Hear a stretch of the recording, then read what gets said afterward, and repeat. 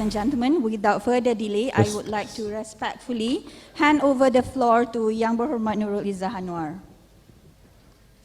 Bismillahirrahmanirrahim. Alhamdulillahirrabbilalamin. Wassalatu wassalamu ala asyrafil anbiya wal mursalin wa ala alihi wa sahbihi ajma'in. Terima kasih dari pengurusi majlis, Dato Seri Anwar Ibrahim, Chairman of the IT, Sheikh Yasir Qadhi, who gave a very rousing Allahu Akbar and made all of us do the same.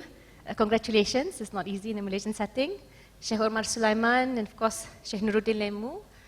Ladies and gentlemen who have come and made time to be part of this conference, and I would also like to extend my thanks and full gratitude to all our sponsors, IT, we have Muslim Professionals Forum, as well as the Islamic Youth Movement, ABIM. Yeah? My name is, of course, Assalamualaikum warahmatullahi wabarakatuh and Selamat Tengah Hari. My name is Nurul Izzah Anwar. I am the Member of Parliament of Permatang Pau. And it really brings me such a great pleasure to be here today moderating my three gurus, not just Sheikh Nuruddin, but who I have been following for some time. And they have been very inspiring, following, of course, in the footsteps of well-known heavyweights. We just had Dr. Raisuni come over Malaysia. We also, we're big fans of Sheikh Yusuf Al-Qaradawi. And I think, it has directly or indirectly benefited me in some of my key policy decisions as a legislator. And I'm sure they also have benefited many Muslims in Malaysia as well as abroad. And speaking of sensibilities, as Dr. Yasir Qadhi mentioned earlier, I wanted to tell all of you that back in 2016, Dato Dr. Siddiq Fadil, who was the former president and the co-founder of the Islamic Youth Movement together with Dato Seri Anwar, who was, so he, mostly Dr. Siddiq Fadil had to be the one campaigning and promoting the movement, presented a crucial keynote on the building of nationhood, especially for Malaysia, but drawing from examples around the world. Now, the running theme back in that keynote was unity in diversity, similar to our conference today, and it was by far my favorite of his many keynotes. Ustaz Siddiq mentioned the possibility then, talking about sensibilities, of replacing the term kafir dhimmi. Yeah? Kafir dhimmi meaning non-Muslims within the Muslim state with the term muwatinun, i.e. citizens. Yeah? He was referencing Sheikh Yusuf Al-Qaradawi, who states that the fuqaha generally accepts dhimmis as citizens of Islam, which means they cannot be foreign. As such, why not use the term muwatinun as citizens to describe non-Muslims as well as Muslims? So this was a keynote in Malaysia back in 2016, and Ustaz Siddiq then quoted Sheikh Qaradawi's suggestion that there are certain terms in our history. Yeah? Sheikh Omar mentioned the importance of embracing our history, embracing our traditions. Yes, certain terms in our past history, like dhimmah, for example, be deleted from the current dictionary, for it is deemed unacceptable to the non-Muslim community. Again, addressing the sensibilities of the time. He further added, after all, Sayyidina Umar Al-Khattab radiallahu anhu agreed to delete the term jizyah. You were focusing, right, when our sponsor advertised the sadaqah, the alms for the poor. Now, jizya, when the Nasrani community asked, it be replaced with a friendlier version of sadaqah, giving alms. Meaning throughout the history, this has been taking place, people do mention it, and I think it's an important reminder that even in Malaysia, we're living in a multiracial setting. It's a blessing, and we are constantly striving to make the best of it. So I thought this formed the very basis of li ta'arafu, to get to know one another, not merely tolerate people from all tribes and religions, being empathetic. So this brings me to my the first speaker, Sheikh Omar Suleiman, we appreciate your perseverance and steadfastness. We know you're not well, so your presence is very important to us. And of course, if you read the booklet, he is a man of clearly many hats. But most impressively, as one of the Muslim scholars at the forefront of social activism in America, a range of which includes Black empowerment movement, the fight against America's gun violence, as well as the ongoing madness and transgressions against immigrants in modern slave camps. Now, Sheikh Omar is also the well-known imam seen at the border control holding centers, fighting alongside other activists. I think what's important is he showcases that, Islam's undeniable universal values, especially in the pursuit of social justice. And now, you talk about Yaqeen Institute, their media platforms alone have been watched over 30 million times since its inception 3 years ago. And now Yaqeen is in Malaysia. I think we're all very, very happy about that. And this unwavering commitment towards social justice is also what Sheikh Omar is about. I've personally witnessed it. I remember when we were trying to meet up with him to gain some insights, it was in 2016, he always made time for us, and it was something that we really deeply appreciated. He mentioned earlier this tragedy that struck the Muslim community in Christchurch, and for you to lead the janazah prayer of our Malaysian boy, the 17-year-old Allahyarham Muhammad Haziq, really means a lot, because I think we felt very connected to the effort you made to fly over and to be there, to not just console the family, but those who were slain. And in 2016, ladies and gentlemen, you must know that Sheikh Omar was also the chosen imam to lead the prayers at the memorial service in Dallas for the shooting of 5 policemen. He was chosen, and they were killed in his home city. And he shared the stage with the then US President Barack Obama. So his list of accolades is a long one, but I would like to ask the first question, considering that he was born in New Orleans, a population where over 60% is made up of the Black or African American community and people of color. Yes, thank you for verifying my points. And in all this diversity, what inspires you to continuously engage with people and bringing up issues of activism, regardless of their religious backgrounds? And how do we inspire many other young Muslims everywhere to make activism and the pursuit of social justice aligned to Islam's universality? And how do you relate that to the work of Yaqeen? Okay. First of all, thank you for that introduction, much of which I'm not deserving, and I'm not just saying that. I think that one of the concerns that I have in general is that typically when Islam and activism come in conversation, particularly in a Western context, the gut reaction from religious practicing Muslims is what's haram, what's not allowed about current day activism. What are the parameters, what are the boundaries, what we can't do, and you can't do this and you can't do that, and don't engage this and don't engage that. And that suggests a stagnation of Islamic ethics, that Islam has nothing to say about the gross misconduct of abuses of power that take place on the part of not just the United States government, but other governments against marginalized and vulnerable people. And when you look at the person of the Prophet ﷺ, he said, "Ibghuni fi du'afa, hal turzaquna wa tunsaruna illa bi du'afaikum." Find me amongst the downtrodden.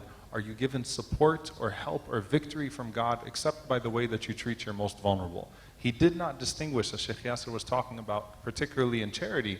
You don't find the distinctions of how the Prophet ﷺ treated people when they were in front of him. He was a person who was described as rahmatan lil alameen, as a mercy to the worlds, not as rahmatan lil muslimin, not as a mercy to the Muslims, as a mercy to the worlds. These are deep concepts of anti-poverty, of karamat bani Adam, of the dignity and sanctity of the human being, of standing for those that are abused by various excesses of power that exist within the Sunnah of the Prophet ﷺ. Institute, for example, I did a series called 40 Hadith on Social Justice. So actually, if you go online and you search my name or Yaqeen Institute's website, you'll find 40 Hadith on social justice. My intention for that was to show the authentic paradigms that exist in our tradition of how we uphold societal justice. And I'm finishing that in a book format right now as well, alhamdulillah. My intention for that was the following, that if we live out those authentic versions of the Sunnah of the Prophet ﷺ, then we can say what parts of activism we cannot involve ourselves in, what are the objections, what are the parameters, what are those things. It's important for us, just as Sheikh Nuruddin gave the analogy of the ship amongst your many analogies. It was my favorite one. I hated your math one. I loved your ship one. That if you offer solutions from the Sunnah of the Prophet ﷺ, then you are speaking to people's legitimate grievances and concerns. Al-Hajj Malik al-Shabazz Malcolm X rahimahullah commented that, to again one of Sheikh Yasir's points, he said that Islam is the only explicitly anti-racism, or it contains the first explicitly anti-racism scripture. That's not to say that there are not anti-racism paradigms that can be derived from Christianity and Judaism and other faith communities. But what drew him to Islam was the fact that it's explicit. You don't derive from texts of just equality, but there is no superiority of a white man over a black man, or a black man over a white man, or an Arab over a non-Arab, or a non-Arab over an Arab. There's no ambiguity there. There's nothing to extrapolate. There's just that which is to manifest and to build. And so my contention is that unless we live those elements of the Sunnah of the Prophet ﷺ, we cannot be upset, or we have only ourselves to blame when people find religion to be off-putting, when people find religion to be out of touch with their needs and with the needs of the time and with the concerns of the time, and we lose our moral authority to speak on anything else. He spoke, sallallahu alaihi wasallam, to his credibility, that I care about you in this life, and that's why I call you to something in the hereafter as well. When he stood up on Mount Safa and he said, if I was to tell you that there is an army that is coming after you behind this mountain, would you believe me? And they all said yes. And so, the very last thing on this is that there's a sense that Muslims can only help other people when they're strong. And that is as a Muslim minority, one of the most annoying things for me to hear. That, Islam, we're supposed to help people, but later on, when Muslims have a position of power themselves.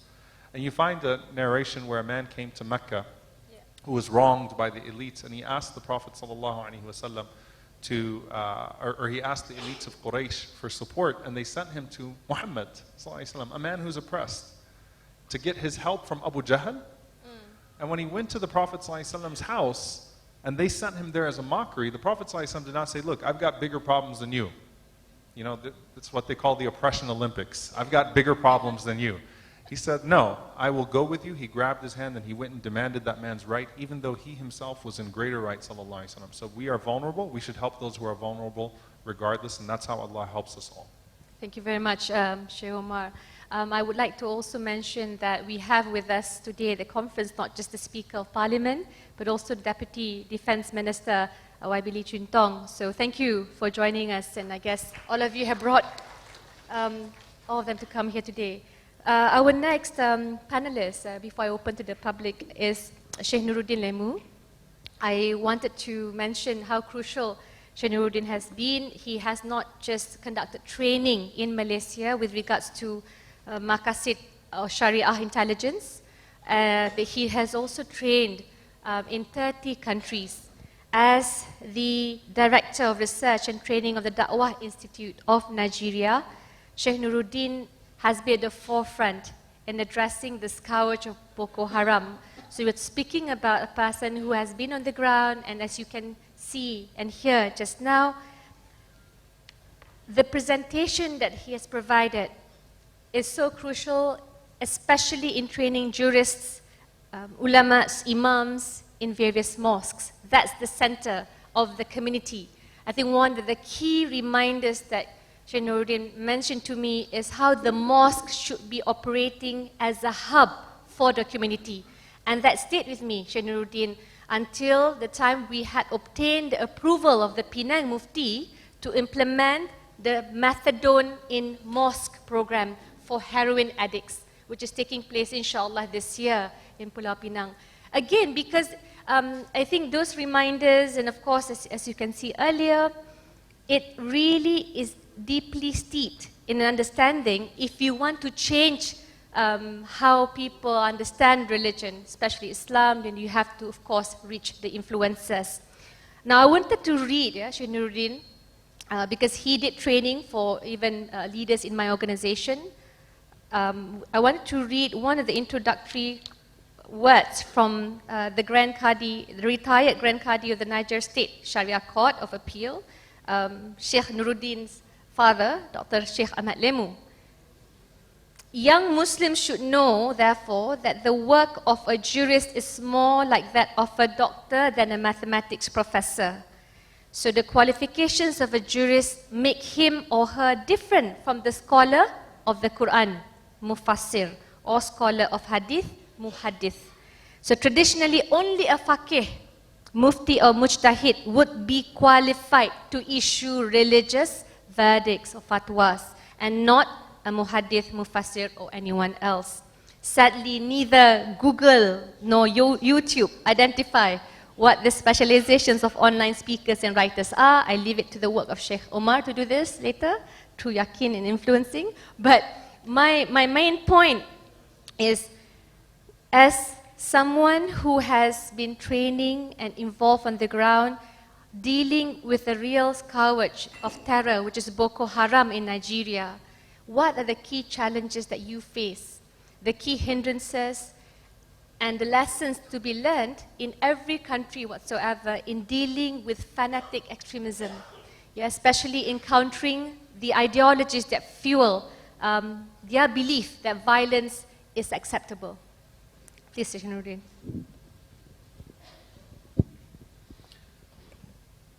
Tough question.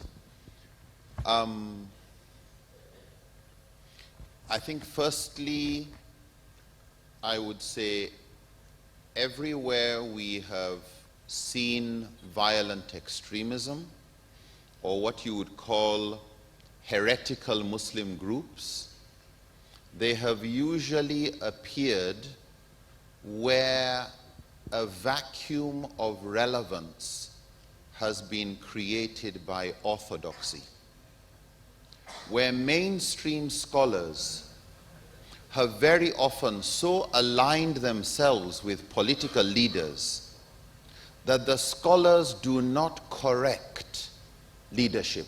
They don't talk about the poor. They don't talk about the oppressed.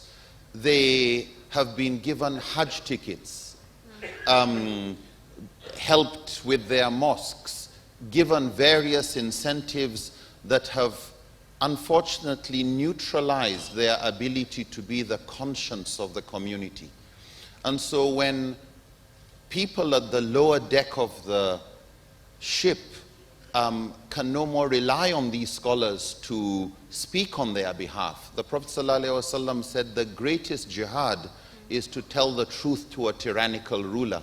And you would have thought that the God consciousness, piety, sense of responsibility of scholars would make them sufficiently independent and courageous enough to tell truth to power. Where that is lacking, we find it creates a space where extremists decide they will solve their problems their own way.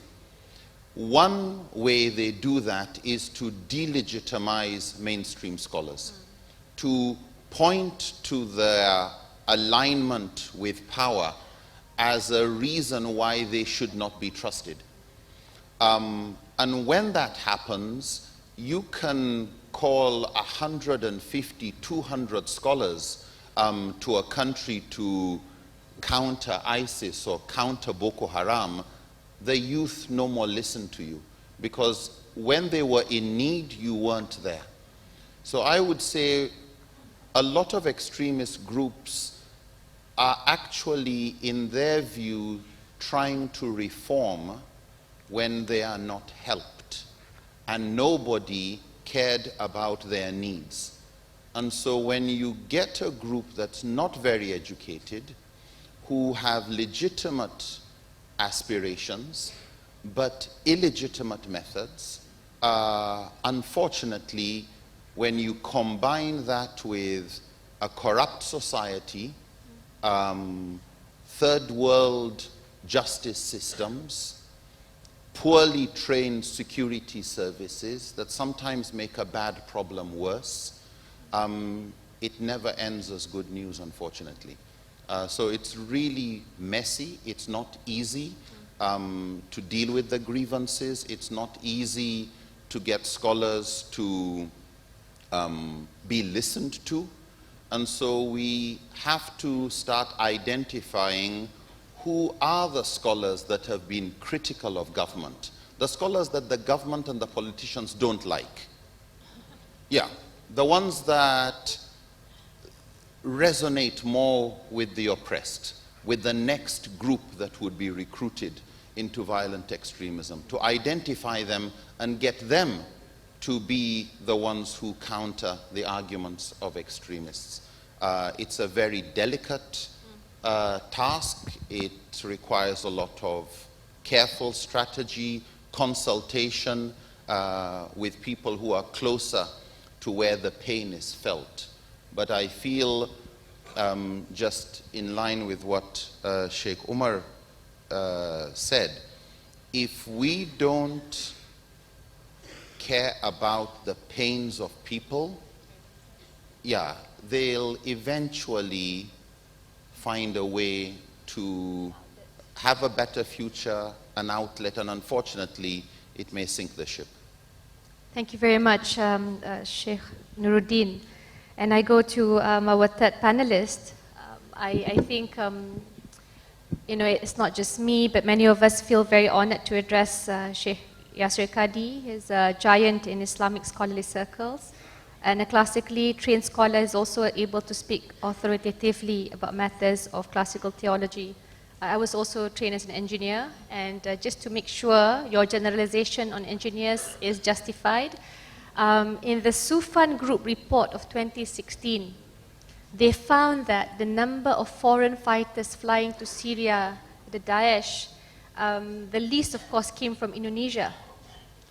Number two, Malaysia has more foreign fighters per capita, was Malaysia, but just about 200 for that year.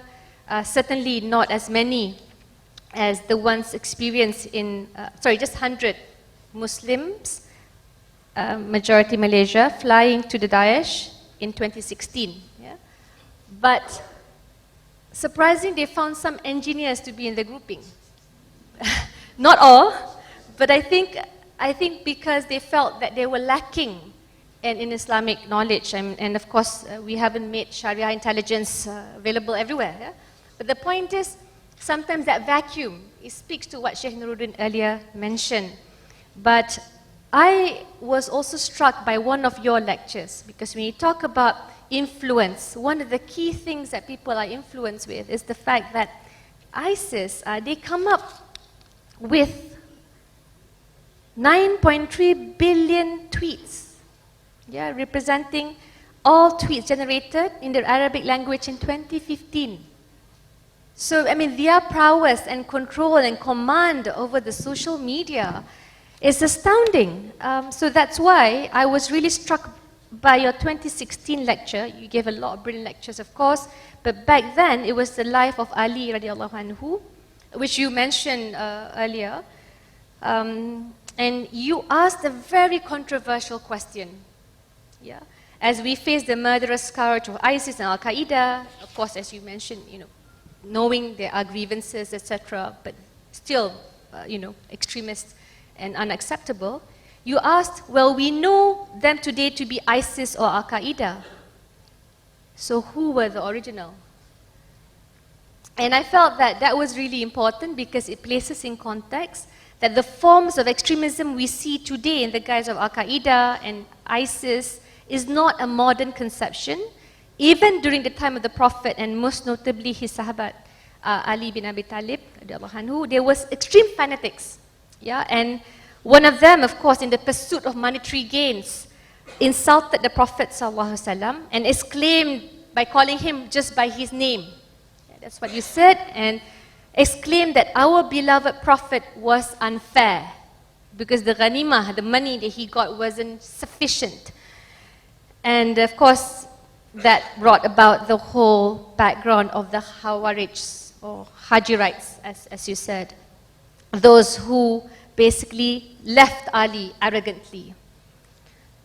So for me, the question for you, in light of this, how do we fight this scourge of misinformation? How do we win over those in the public domain, especially the youngsters, as you know, when the Khawarij have gained complete control and influence through the media?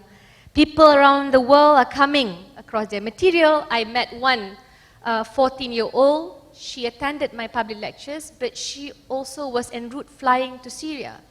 And we were in the lockup, and I remember, you know, I was telling her, do you know, I mean, in 5 minutes, what can you say, right? I didn't have time to play her YouTube videos of yours.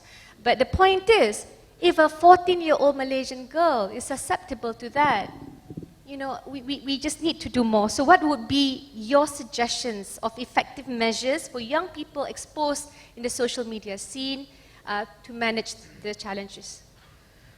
That's a very profound and very important and necessary question. I'll try to summarize my thoughts. This phenomenon of radicalization, this phenomenon of Western, especially Western people joining these radical groups has been studied academically, psychologically. Interviews have been done. There's a number of academic papers that have been written about them. And of course, I also have taught at universities about fundamentalist radicalism. To summarize, there's two things that we can utilize. First and foremost, there is of course the theological, there is the Islamic, to study the history of Khawarijism and then to teach Muslim communities what is the reality of Khawarijism. There are characteristics that the Prophet ﷺ told us about.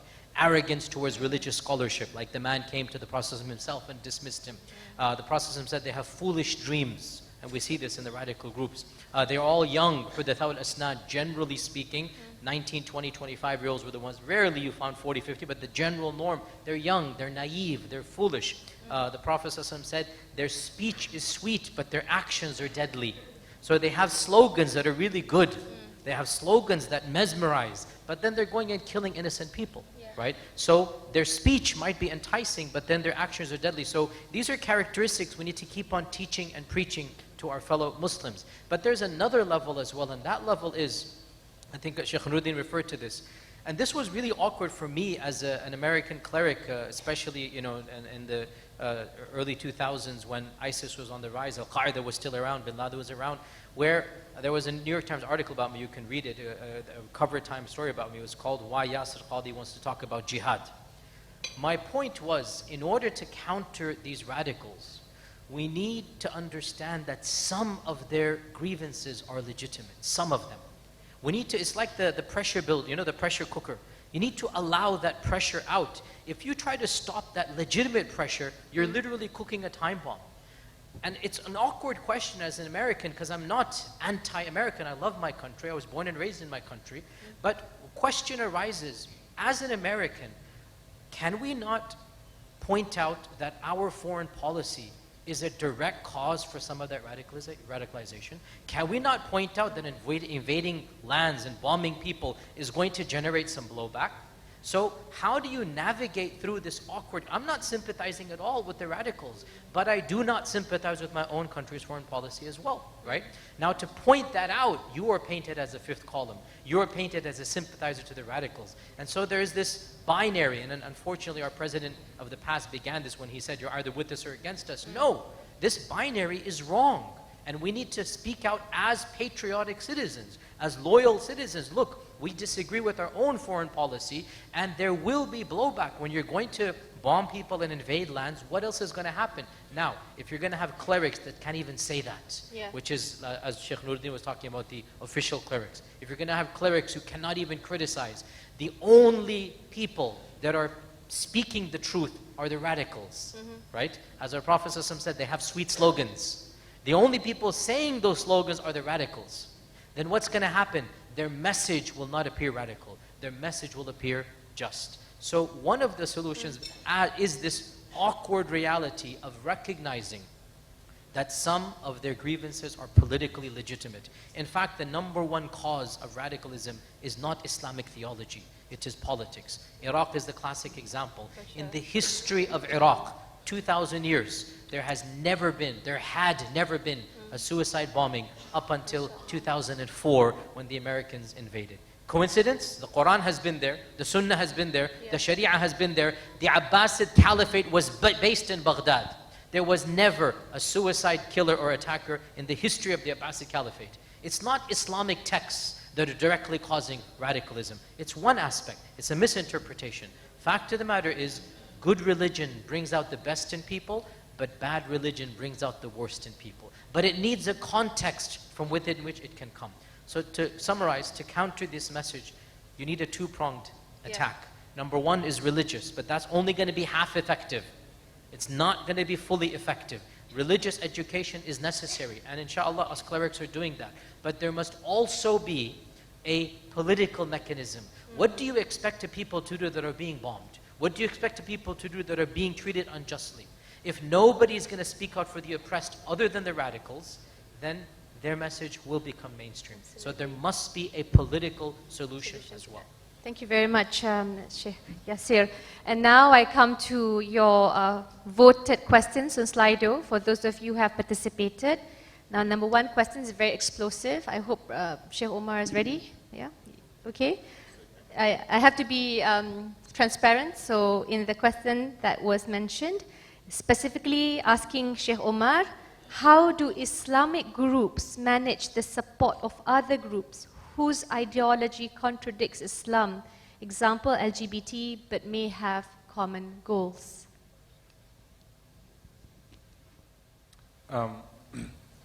So my approach to this is actually a simple one, and it's one that, frankly, I employ very openly and directly with those groups, including with LGBT groups, that instead of, right now in polarized politics, at least the way that America functions right now, what you have are very broad platforms. So you have a platform with 25, 30 issues, and then a group forms around these platforms. And so everyone needs to sign off on this entire platform, and you, in the name of intersectionality, agree with all of these issues.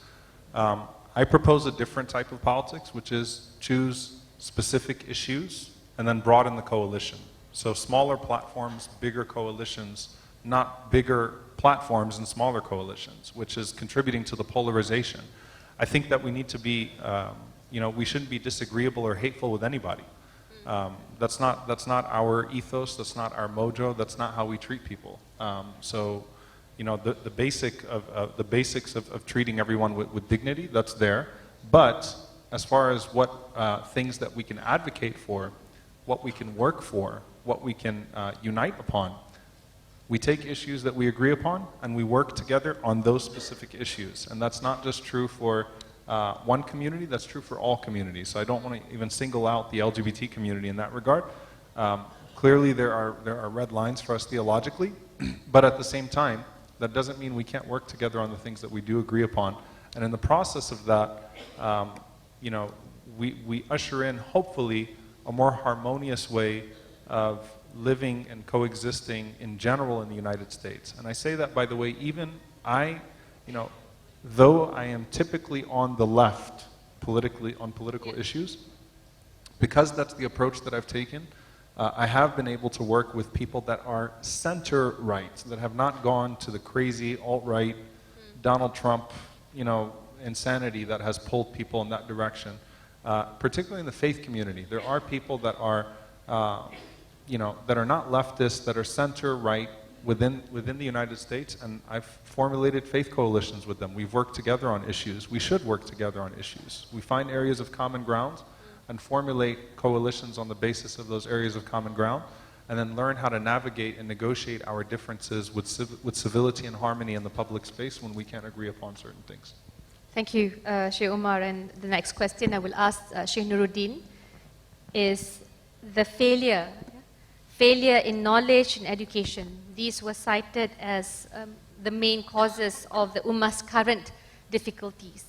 Now, does this mean, in your view, should or should not religious education be looked at and made relevant again?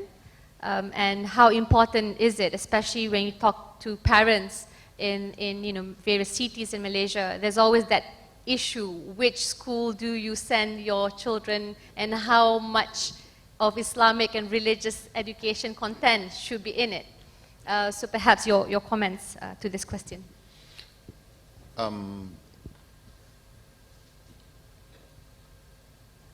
Couple of things. Firstly, it's important that education is not trying to just produce A-class students, but better human beings. We have very educated communities that have been very prejudiced.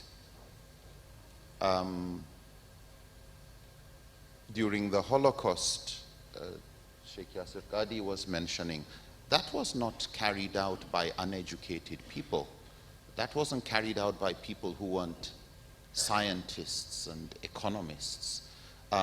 Some of the most corrupt people we have found, and I can speak for my country, are very educated. If you say who has messed up Nigeria, it's not the uneducated. Yeah, and so the question, I think, for every parent is, how does my child come up as a good human being,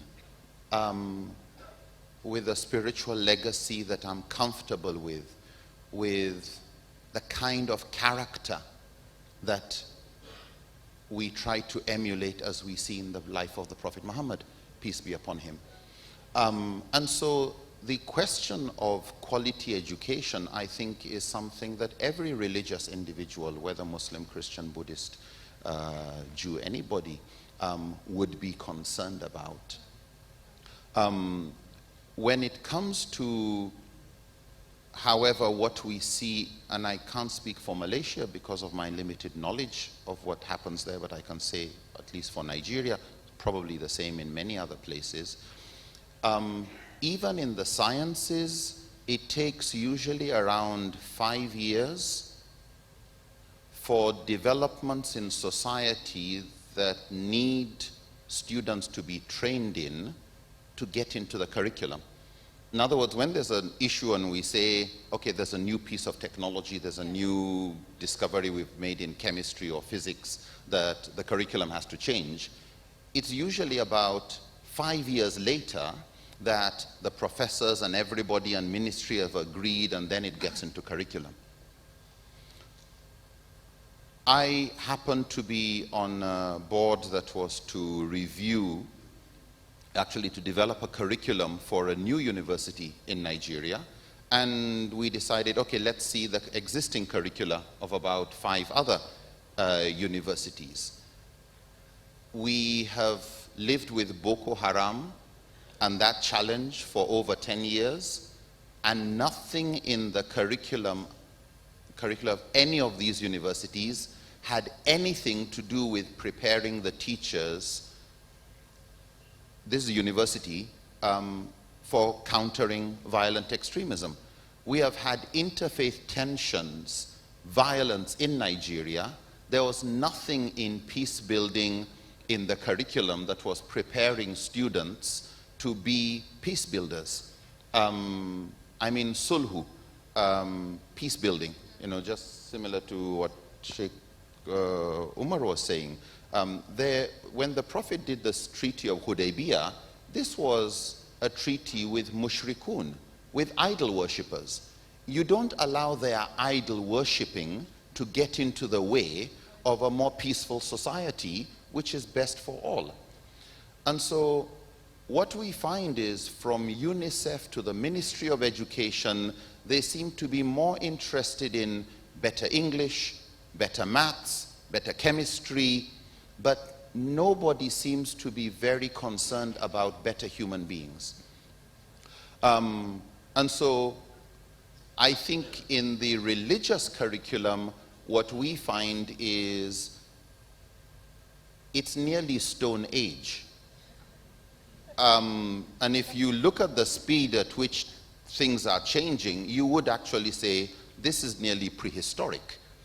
When you look at the curriculum, and I'm speaking for Nigeria, and we conduct training programs for lecturers of Islamic studies and Islamic law to make the curriculum for secondary schools more relevant to the reality of the students than just preparing them to get admission into university.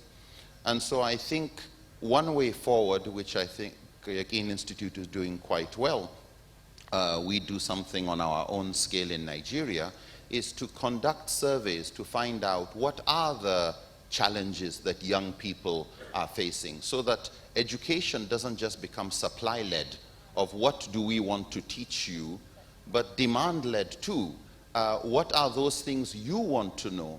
Because if you don't give it to them, they'll go online. You don't know where they'll get that information from. And lastly, the teaching of religion in a critical manner. Sheikh Yasir was mentioning Ibn Taymiyyah's discussion on the importance of reason and how reason and revelation are compatible. Imam Abu Hamid al-Ghazali actually used a metaphor. He said the relationship between reason and revelation is similar to the relationship between the eyes and light. That to say you are going to use your reasoning without the guidance of revelation is like moving around with your eyes open in the dark. But to say you are going to use revelation without good sound reasoning is like moving around in broad daylight with your eyes shut.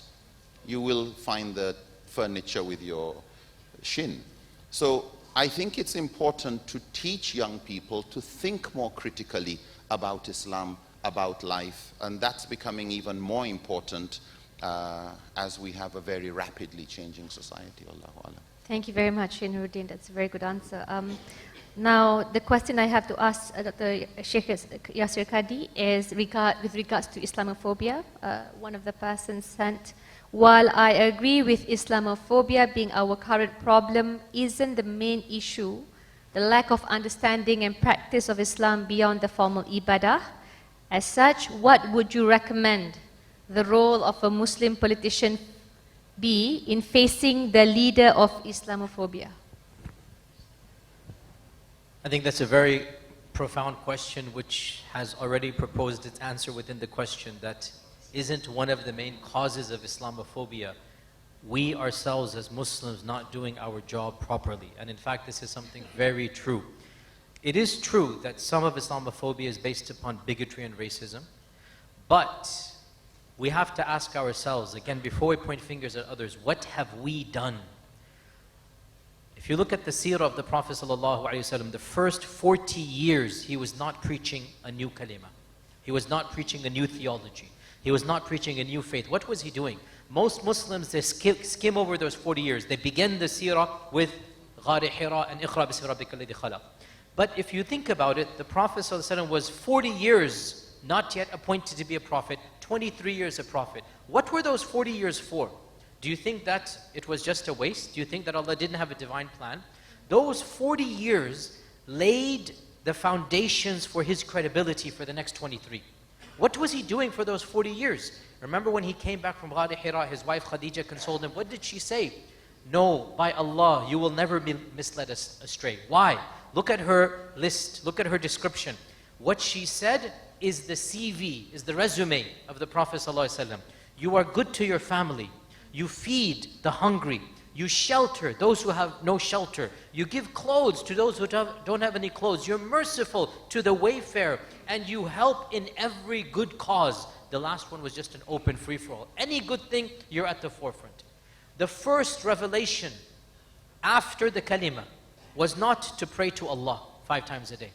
The first commandment after worshipping Allah, the first commandment was indeed to leave idols and worship one God. But what was the first commandment after the kalima? It wasn't prayer, it wasn't the Hajj, it wasn't fasting Ramadan.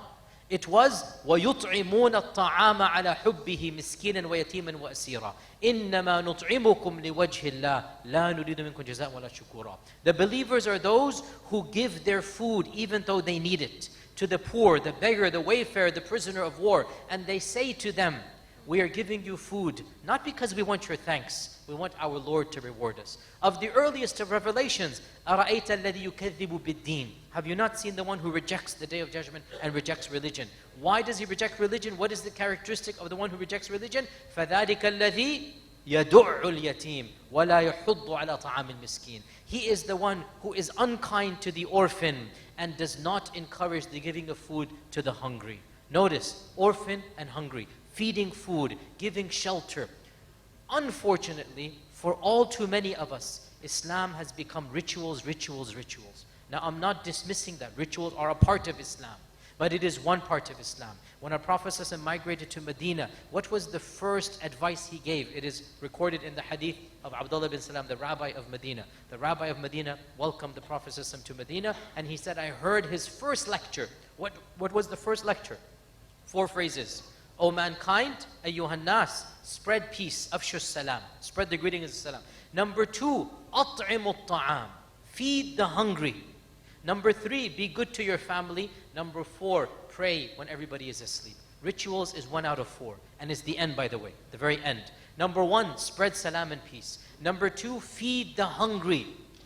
Feeding the hungry was the first commandment. So I agree, some xenophobia is indeed a part of Islamophobia, but I also ask ourselves, if the Muslims had followed the seerah of the Prophet ﷺ, and if the Muslims had been associated with feeding the hungry and sheltering the orphan, if the Muslims did their job and we did our job, then really, would Islamophobia have spread the way that it has been? So I completely agree with the question, and I criticize ourselves before we criticize the others.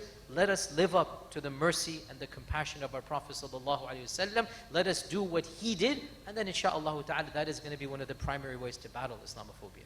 Thank you very much. Yeah, of course, Sheikh Yasir, for that brilliant answer. Now, Sheikh Omar, I think we don't really have much time for one more round of questions for individual speakers, but I think maybe each one could answer based on the questions asked, and this will be the final one. If I understand completely, they were asking about how do we make the environment or the key important issues on earth in life as the priority for Muslims in talking about challenges they have to face, rather than zero in completely sort of minor issues, perhaps in the realm of fiqh al-awlawiyat, the priorities, whether it's in activism, whether it is in our day-to-day life. Just last few words from the three of you. I think the focus is environment, basically with Australia burning, Southeast Asia forever facing the haze issue. One would think the Muslims, Ummah, would focus on environment or more pressing issues rather than, So what I think is small things. the beauty of our religion is that it is a complete way of life. And Allah has allowed people to discover their own passions and talents under the umbrella of Islam. Alhamdulillah, we are thankful to Allah. There are religious texts we can quote to be green. Yeah. For example, the hadith in Ibn Majah that our Prophet ﷺ said, even if you are sitting next to a river, do wudu with moderation and don't waste water. Yeah. Think about that. Even if the river is flowing, do wudu in moderation and don't waste water. You can waste water even when the water is flowing next to you.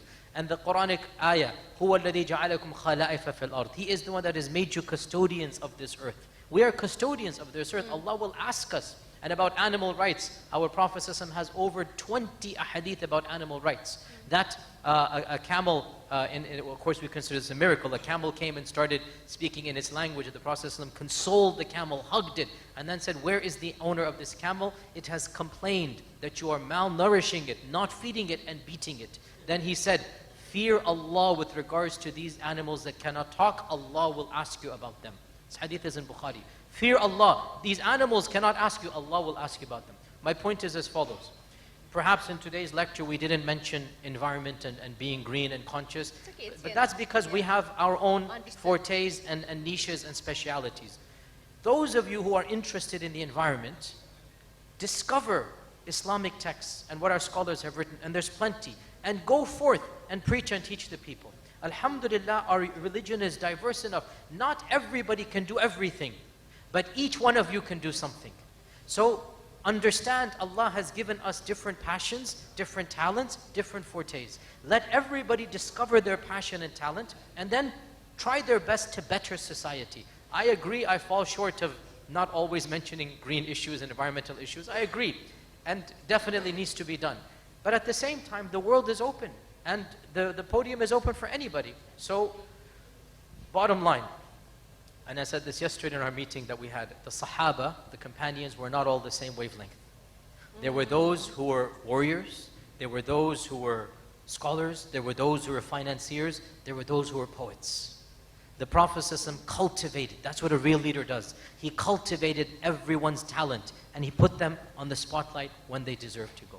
Those of you that are interested in any issue, Allah's not going to ask you, why didn't you become a scholar if you're not scholarly inclined? That's not the only way to get to paradise. A woman entered paradise because she treated a dog Yes. gently, right? Those of you that are passionate about these causes, go forth, form NGOs or join an NGO. Do something, because when you stand in front of Allah, Allah's not going to ask you why you didn't become Omar Suleiman or Yasir Qadhi. Allah's going to ask you, what did you do with your talent and your potential and your background? And if you can say to Allah, I did this based on what I can do, inshaAllah ta'ala, you will enter paradise based upon your own Thank you. backgrounds, inshallah. Sheikh Omar, since he answered quite completely, I would like to ask another question that was texted. How then do you unite the various stakeholders in Malaysia, especially the Muslim stakeholders who are of different mind and backgrounds? What would be your suggestion in uniting the Muslim stakeholders who have different views on many things to be on the same page about Islam? Apparently they're not on the same page. Maybe there's some differences. You should have asked me the environment, and then I was yes, you're right. I had So an testing the environmental hats here. answer. You know, I had an environmental answer. That's all his thing when it comes to the sects. I think that, look, one of the things that ends up happening is that unfortunately we usually wait for something tragic to force us out of our complacency. The reality is that in the United States, as the Muslim community has come under greater threat, it has forced us across different groups and sects. We still have work to do, but to put those differences aside and to work together. And oftentimes in our complacency and our comfort, we dig our heels into our trenches. What I would say is that we need to be bold enough and brave enough, and just as I said, don't think that coming to the table means that you diminish yourself. It does not diminish yourself. If we are working on how to coexist with other faith communities, on how to live with one another in harmony, despite those differences of opinion on who God is, then certainly we can have those types of sit-downs and those types of meetings without blurring the lines. We do not have to cast away our differences. We can still mention our differences. We can still be open about them. But at the same time, we need to send that example, and the time is now. It is very urgent. And to Sheikh Yasir, just to the environmental ethics thing on that note, though, because I do think it's connected all together. Just as I said, East and West, the dichotomy is kind of going away, just like Dar al-Harb and Dar al-Islam.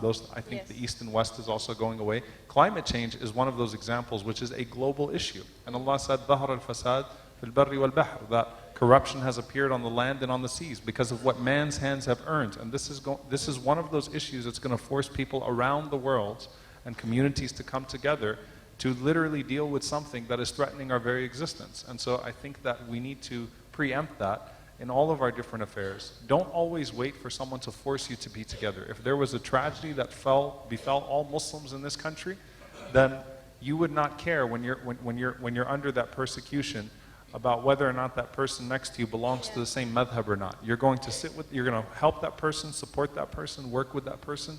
Don't wait for someone to force you together. Try to establish that from now, and let that be your motivation. Let that be your ethos in how you deal with everyone else. Thank you so much. And of course, Sheikh Nuruddin, the final question.